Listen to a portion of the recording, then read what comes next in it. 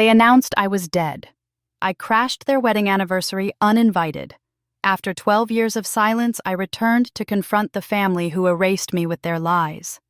It's strange attending your own funeral, even stranger when your family is the one who planned it. That's the thought echoing in my mind as I line my lips with a deep crimson, the same shade my mother used to call too loud. I stare at myself in the mirror, holding my own gaze like I'm daring the ghost in the reflection to flinch first. They told everyone I was dead. Not metaphorically, not in the cut off and we don't talk about her kind of way. I mean literally. They announced my death, held a gathering, even had a slideshow, and I wasn't invited. For the last 12 years, I've lived in the shadows. Quiet, far away, invisible. I built a life, a damn good one. But no matter how far I ran, I could still hear their silence chasing me. It wasn't until last week that I knew the full extent of their lie.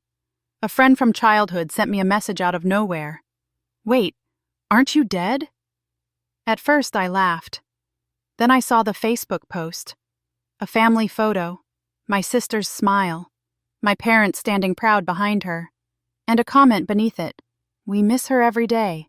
She would have been 33 this year." They killed me in words, buried me in lies. But now I'm back, and they have no idea what's coming. I clip on my earrings, smooth the fabric of my black dress, and stand tall. Today the family gathers again, for joy, for celebration, for the perfect picture. I'll be in it. The ghost they tried to erase is about to knock on the front door. Some people grow up with warmth in their homes, casseroles on Sundays, bedtime stories. A mother's soft hands brushing the hair from their face. I didn't. In my house, love came with conditions. Approval was currency, and I was always bankrupt. My mother believed in discipline, not affection. She measured worth by silence and obedience. I failed both. My father, he was a ghost even when he was in the room. Always present, never there. And then there was her.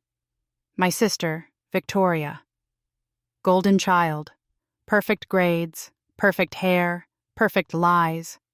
I was the opposite of everything they wanted. I asked questions. I spoke up when things felt wrong. I didn't smile when I didn't mean it. To them, that made me rebellious, disrespectful, shameful. They called me ungrateful for wanting to be heard, unstable for having feelings, unlovable for being me. By 16, I learned that silence wasn't just survival, it was expectation. But even then, I still believed maybe one day they'd see me. And then I met Nolan. He was kind, gentle, funny in the way that didn't ask for anything in return. He came from a world completely different from ours. Different background, different upbringing, different everything. But he made me feel seen, valued, alive. When my mother found out, she didn't scream. That would have been too human. She looked me dead in the eyes and said, "You're not one of us anymore." Then came the ultimatum. Choose us or him. I asked them if I could choose myself. That was the final betrayal. On my 18th birthday, I was given a gift. A black trash bag with my clothes, a bus ticket to nowhere, and a goodbye that never came. No hugs, no tears. Just the sound of the front door closing and not locking behind me. I remember sitting at the edge of the street, holding that garbage bag, wondering if I really existed to them at all. No one chased me.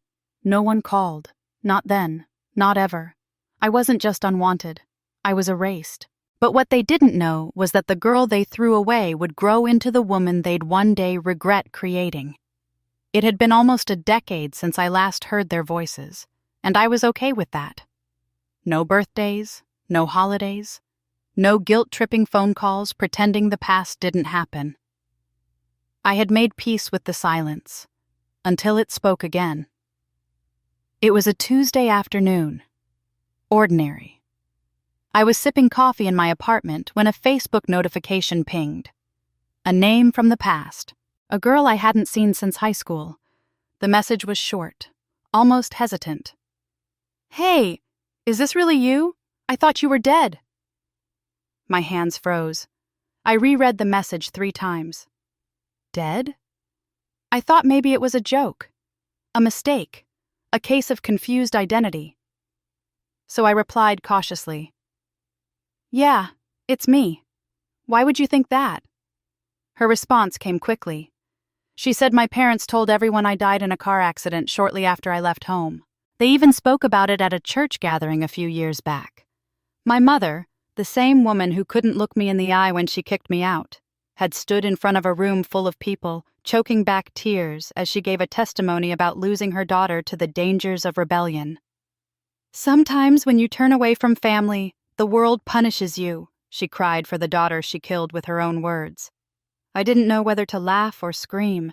There was no accident, no obituary, no grave, just a lie wrapped in sanctimony presented as truth. I asked my old friend if she had any photos or proof.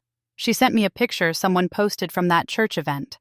There was a slideshow, a table of candles, a framed photo of me at 16, the one where I still had braces and hope in my eyes. They didn't just cut me off. They didn't just pretend I never existed. They declared me dead to friends, to family, to God himself, apparently. They buried me in front of witnesses, and no one questioned it. No one came looking. Not one person wondered if the story was too neat, too clean, too convenient. I wasn't missing. I wasn't dead. I was simply inconvenient. So they wrote me out of the story like I was a bad chapter they didn't want to remember. But here's the thing about ghosts. They don't stay buried forever. After the lie, I disappeared. Not out of shame, out of survival. They wanted me dead? Fine. I let the old version of me die. But the woman I became, she was born in fire. For years, I kept my head down and my heart guarded. No help, no handouts, no family. I worked 3 jobs, diner waitress by morning, bookstore cashier by night, and scrubbing offices in between. I slept in borrowed rooms, survived on instant noodles and ambition. But with every shift, every dollar saved, every exam passed with bloodshot eyes and blistered fingers, I came back to one sentence. They said I was dead. And that sentence, it became fuel. I put myself through school, graduated with honors, turned a freelance design gig into a 6-figure interior design business. Clients trusted me with their homes because I had built mine from nothing.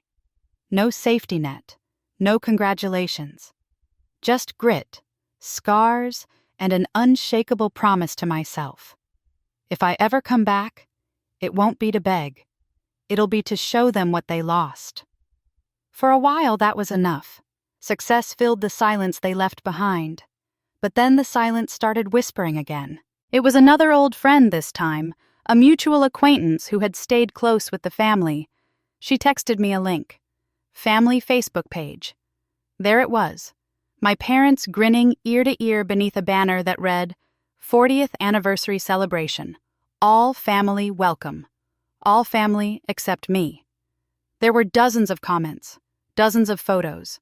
People reminiscing about the good old days, tagging my sister, mentioning cousins, aunts, uncles, and not one mention of me. Not a shadow, not a whisper, not even a lie. They hadn't just killed me off, they had rewritten the story as if I was never born. I stared at the screen for a long time. Then I closed the laptop and stood up. You wanted me gone so badly? Fine. But if you're going to pretend I'm a ghost, then I'll give you a haunting you'll never forget. It was time. Time to return. Not to ask for love, but to deliver the truth. Face to face. The day was bright. Too bright, almost. One of those picture-perfect afternoons where everything looks calm right before a storm hits. The house hadn't changed. Same white fence, same rose bushes, same cold feeling in my chest the moment I stepped out of the car. Laughter spilled from the open patio. Champagne glasses clinked. Old hymns played softly through the speakers. Relatives I hadn't seen in over a decade stood shoulder to shoulder, sharing memories I was never part of. They looked so happy, so proud, so certain that the past had stayed buried. But not for long. I didn't knock. I didn't need to. I walked through the gate slowly, calmly, heels clicking like a metronome counting down the seconds to impact. A few people glanced my way with polite, confused smiles. They didn't recognize me. Not yet. Not until Aunt Ruth dropped her glass. The shatter was sharp. Instant silence followed. All heads turned, and then I saw her. My sister. She froze mid-laugh, mouth still curved in a smile that didn't know it was about to die. Her eyes locked onto mine like she was seeing a ghost. Because to her, that's exactly what I was. "Is this some kind of sick joke?" she said, her voice just loud enough to tremble. I took one more step forward, lifted my chin, met her fear with fire. "No joke," I said. "I'm very much alive." No one spoke. No one moved. Even the music stopped, or maybe someone shut it off. I'll never know. All I remember is the weight in the air, thick with guilt and confusion. I looked around the crowd. Old family friends, distant cousins, people who had prayed for my soul at a memorial that never should have happened. Some of them had tears in their eyes. Others looked away. And then there were my parents, standing by the cake table, pale as stone. My father gripped the edge of the table like he might fall. My mother, she reached for her necklace, the cross she always clutched when she lied. I took another step. "You can relax. I didn't come to ruin your little party. I just came to remind you, you can't bury someone who isn't dead." The silence cracked, and underneath it the truth began to rise. The first year after they threw me out was the hardest. I slept on couches when I could find them, in shelters when I couldn't. I worked until my feet bled in shoes too worn to support them. I learned that hunger isn't just a feeling. It's a constant companion that whispers louder than doubt. But I also learned something they never taught me at home. I was stronger than their rejection. By year 2, I had a tiny studio apartment, the kind with paint peeling off the walls and neighbors who fought at 3 a.m. But it was mine, every inch of it. I paid for it with paychecks from 3 different jobs, and I fell asleep each night knowing I had earned my space in the world. Year 3, I enrolled in community college, design classes at night after double shifts, homework during lunch breaks, tests taken on 4 hours of sleep. I didn't just pass, I excelled. My professors noticed. One of them connected me with an internship at a small design firm. "You have an eye," my mentor said. "And more importantly, you have hunger." She didn't know how right she was. By year 5, I had my associate's degree and a junior position at the firm. By year 7, I had my bachelor's and clients who requested me specifically. By year 9, I had started my own business. I specialized in transformations, taking broken, neglected spaces and revealing their potential. There was something deeply satisfying about walking into a room others had given up on and seeing what it could become. Maybe because I understood what it meant to be underestimated. My business grew. Word spread. I hired staff, bought a condo, started investing, created the security they said I'd never have without them. Sometimes I wondered if they knew. If they ever Googled my name or asked about me in whispered tones. If they ever regretted their choice. But mostly, I just lived. Fully, freely, fiercely. I dated, made friends, built relationships with people who valued honesty above image. I learned what real family could be, chosen, not forced, supportive, not conditional. I never reached out to them, never sent a Christmas card or birthday wish, never drove by the old house when I was in town.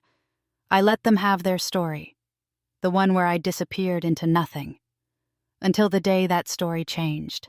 The invitation to their anniversary wasn't sent to me, of course. It came through the same childhood friend who had first told me about the lie. She sent me the details, thinking I should know. "They're having it at the country club," she said. "Big event. Everyone's going." Everyone except the daughter they buried in fiction. I sat with the information for days, turned it over in my mind like a smooth stone. I had 2 choices: let it go or face it head on. For 12 years, I had chosen peace. I had chosen to build rather than break. I had chosen to look forward, not back. But some lies are too big to ignore. Some truths need to be spoken aloud. I made my decision on a Tuesday morning, the same day of the week they had kicked me out, the same day I had learned about my own death. It seemed fitting somehow. I called my assistant and cleared my calendar for the weekend, booked a flight back to my hometown, reserved a rental car, black, sleek, impossible to miss in their driveway. I packed a single overnight bag, one black dress, one pair of heels, one folder of evidence, screenshots, messages, photos of the memorial they held for me while I was working double shifts across the country. I didn't plan a speech, didn't rehearse what I would say. The truth doesn't need practice. It just needs to be spoken. As I boarded the plane, I felt strangely calm. Not nervous, not angry.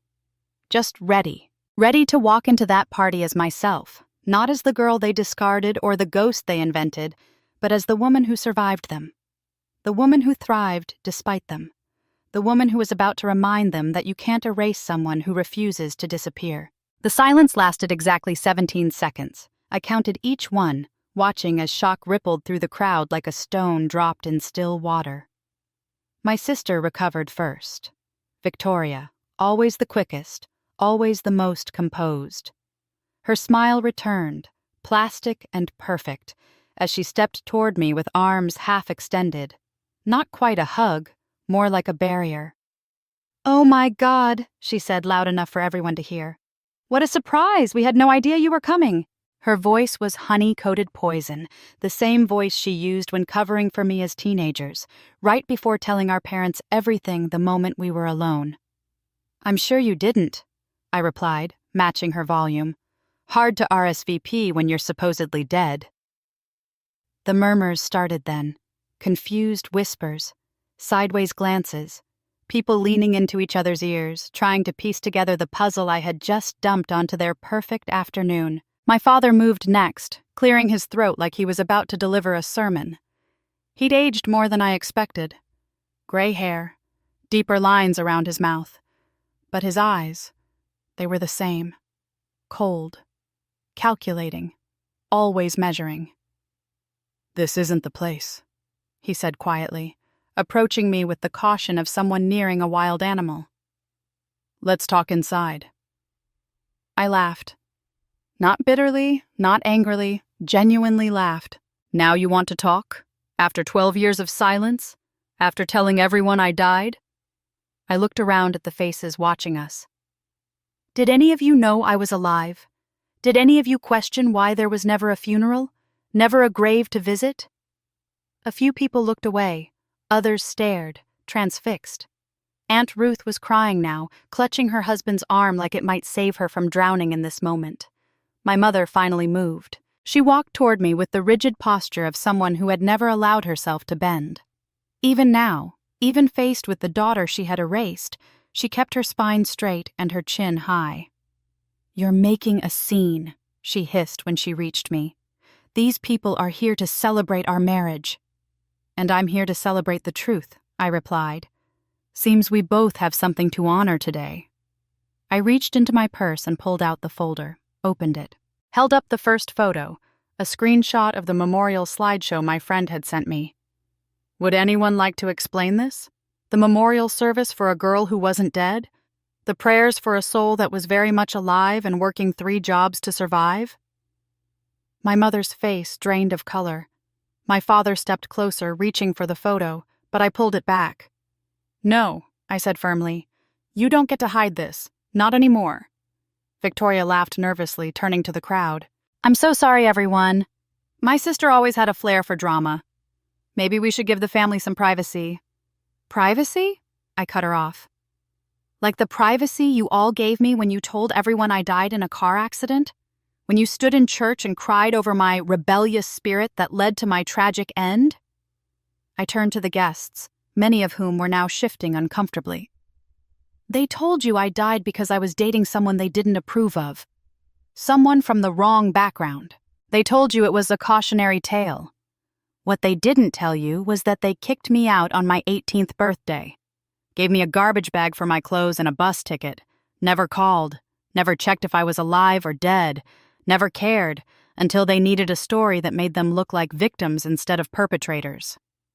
My father stepped forward then, anger replacing shock. That's enough, Eliza. You chose to leave. You chose to cut us off. I chose nothing, I replied, my voice steady despite the rage building inside me. You gave me an ultimatum, break up with Nolan or leave. I refused to let you control who I loved, so you threw me away. And when people asked questions, you buried me with lies. Victoria moved closer to our parents, the three of them forming a united front, just like they always had. You were impossible to reach, she said. We tried calling. You never answered. I pulled out my phone, opened my call history, and held it up. Not one call, not one text, not one email in 12 years. Try again, Victoria. My mother's composure finally cracked. Tears welled in her eyes, not for me, I realized, but for herself. For the perfect image that was crumbling before her carefully cultivated audience. We did what we thought was best, she said, voice breaking. You were going down a destructive path. We couldn't watch you ruin your life. So you ruined it for me? I asked. Or tried to, anyway. I turned back to the crowd, many of whom were now openly staring. The truth is, I didn't die. I thrived. I put myself through school, built a successful business, created a life filled with people who accept me as I am. I came here today not to ask for anything, not forgiveness, not love, not even acknowledgement. I came because lies shouldn't get to live comfortably in the light while truth suffers in darkness. An older woman I recognized as my mother's closest friend stepped forward. Margaret, she said, addressing my mother, did you really tell everyone she died? Why would you do such a thing? My mother's face hardened. You don't understand. She abandoned her family, her values, everything we raised her to be. No, I corrected. I abandoned your control. There's a difference. My father moved toward me then, lowering his voice. What do you want, Eliza? Money? Is that why you're here? To embarrass us until we pay you off? The accusation stung more than I expected. After everything, he still couldn't see me as anything but a problem to solve, a mistake to correct. I reached into my purse again and pulled out a business card, placed it on the table beside us. I don't need your money. I made my own. What I wanted was for the truth to be known. Now it is. I looked around at the faces watching us, some confused, some angry, some sad. These people had been told I was dead, had mourned me, had probably brought casseroles to my parents' house in sympathy. They deserved to know they'd been lied to. I'm sorry you were all brought into this, I said to the crowd. Sorry you were used as props in their performance of grief. But I'm not sorry for coming here today. Some ghosts need to speak. My sister stepped forward then, desperation in her eyes. Eliza, please, this is their anniversary. Whatever happened between us... This isn't between us, I interrupted. This is between truth and lies, and I'm done letting the lies win. I turned to leave, but my mother's voice stopped me. If you walk out that door again, she said, don't expect to be welcomed back. I turned slowly, meeting her gaze one last time. I never was welcomed in the first place, I replied. The difference is, now I don't need to be. I drove away from that party with shaking hands but a steady heart. The confrontation hadn't gone as I'd imagined. Nothing ever does. But the truth was finally free. Whether they chose to acknowledge it or bury it again was no longer my concern. I checked into my hotel room, kicked off my heels, and sat by the window watching the sun set over my hometown. I expected to feel something profound, triumph perhaps, or closure. Instead, I felt hollow, empty, like I'd finally set down a weight I'd been carrying for so long that my body didn't know how to stand without it. The first text came at 11:42 p.m. Victoria, that was cruel what you did today. I didn't respond. The second came 20 minutes later. Mom hasn't stopped crying. Dad's talking about moving churches. Was that what you wanted? I turned my phone face down and tried to sleep, but sleep wouldn't come. By morning, there were 7 more messages, most from Victoria, one from an unknown number that turned out to be my father's new cell phone. I deleted them all without reading. I had said what I needed to say. I was done. I checked out early, planning to catch the first flight home. But as I loaded my bag into the rental car, a familiar voice called my name. Eliza? I turned to find Aunt Ruth standing in the hotel parking lot, clutching her purse with both hands. Can we talk? She asked.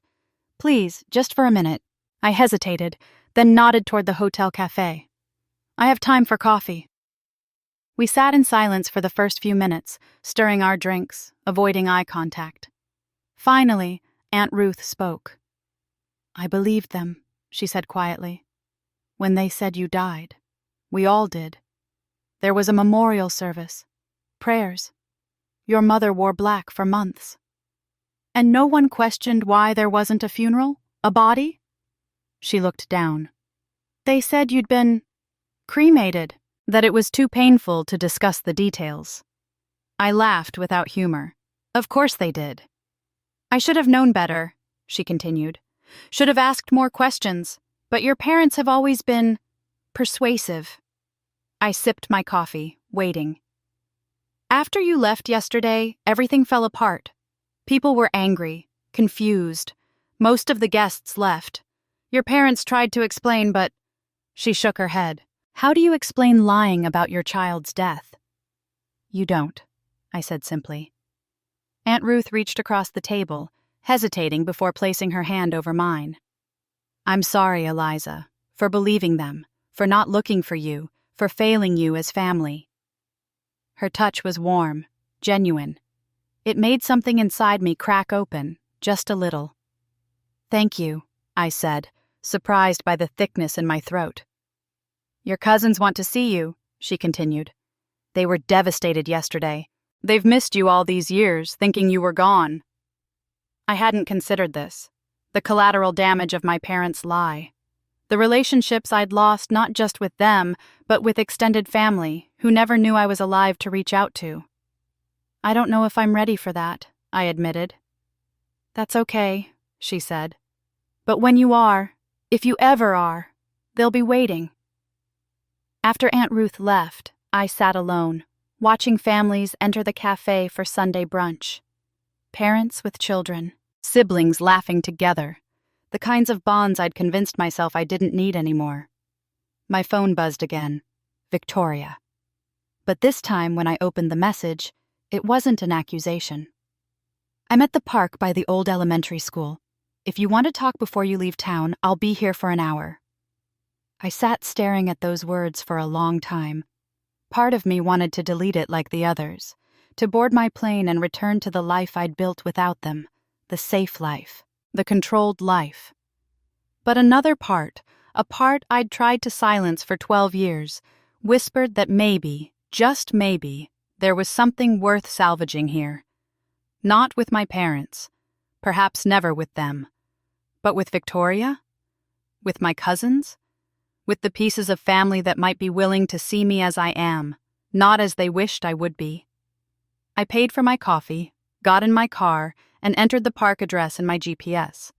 I didn't know what would happen when I got there. I didn't know if Victoria would apologize or defend our parents, or simply want to say goodbye properly this time. I didn't know if this was the beginning of healing or just another form of closure, but for the first time in 12 years, I was willing to find out.